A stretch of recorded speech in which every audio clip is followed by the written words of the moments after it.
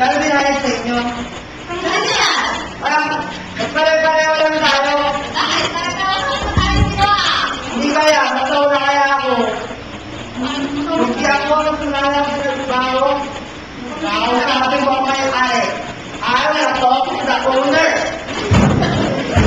Hey, you! Yes, you! Asan yung kama mo? Don't touch me! Don't touch me! Leave me alone! Ano ba nangyari dito? Anong kaguluhan mo? Ikaw, ilang mo lugi ako. Kala ko, una ako kaya doon na iba. Tapos pare-pareho